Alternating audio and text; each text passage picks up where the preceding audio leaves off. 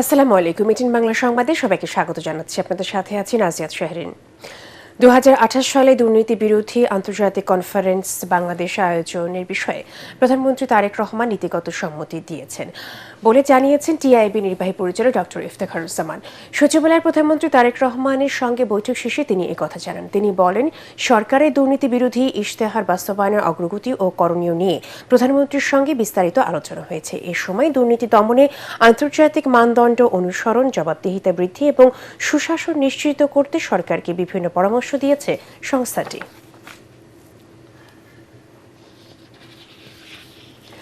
রাজধানীর উত্তরায় milestone school and কলেজে যুদ্ধ বিমান বিধ্বস্তের ঘটনায় অন্তর্বর্তী সরকারের সাবেক প্রধান উপদেষ্টা ডক্টর মোহাম্মদ ইউনূস সহ 16 জনের বিরুদ্ধে মামলার আবেদন করা হয়েছে।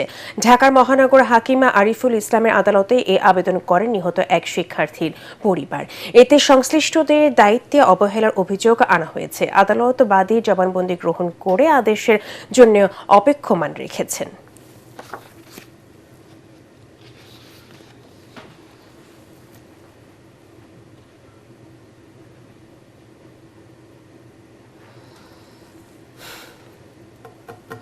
রাজধানীর মতিঝিলের শাপলা চত্বরে হেফাজতে ইসলামের মহাসমাবেশে হত্যাযজ্ঞের ঘটনায় মানবতাবিরোধী অপরাধের মামলায় এবার বিচারের মুখোমুখি হচ্ছেন সাবেক শিক্ষামন্ত্রী ডাক্তার দীপু মনি, সাংবাদিক মোজাম্মেল বাবু ও ফারজানা রূপা। আগামী 14 মে তাদের হাজিরের নির্দেশ দিয়েছেন ট্রাইব্যুনাল।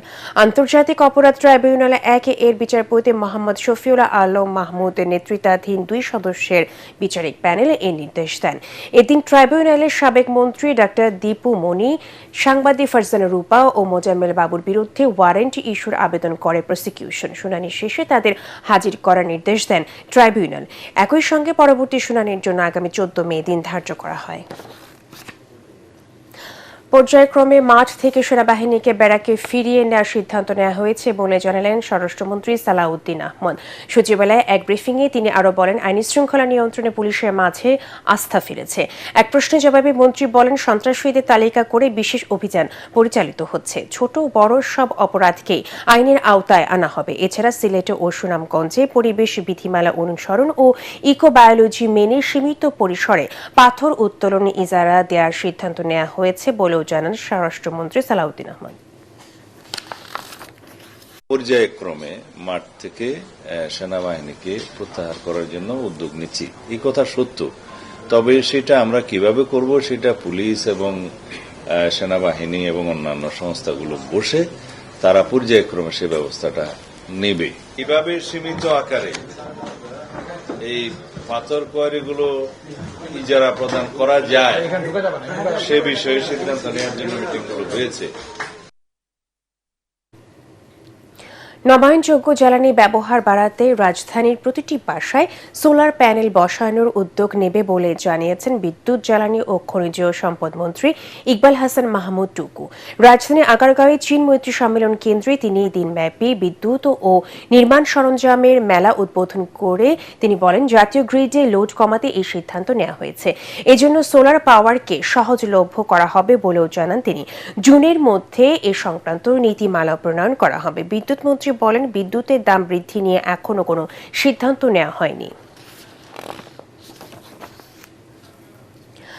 টানা বৃষ্টির দুর্ভোগের পর ঝলমলে রোদে ধান তোলা ও শুকানোয় মহাব্যস্ত সময় পার করছেন সুনামগঞ্জের কিষানীরা।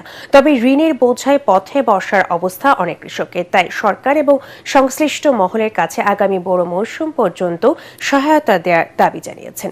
সুনামগঞ্জ থেকে এহসানুল গনি স্বজনের ক্যামেরায় মনির হোসেন তপুর রিপোর্ট।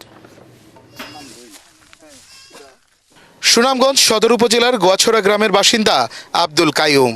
4 মেয়ে, এক ছেলের বাবা তিনি। 40 মণ ধানের উপর 2 লাখ টাকা ঋণ নিয়ে ধান আবাদ করেন তিনি।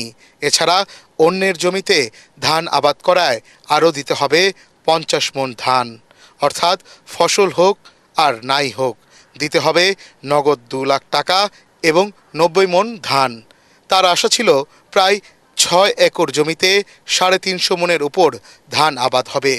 সেখানে বৃষ্টির পানিতে ধান পচে যাওয়ায় ঘরে তুলতে পেরেছেন 60 থেকে 70 মণ ধান।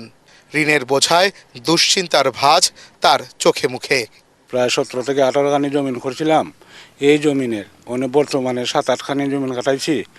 উনিরে চুক দিতে হইব 50 মণ ধান। তার মতো একই দুর্দশা এই হাওর অঞ্চলের অনেক কৃষকের।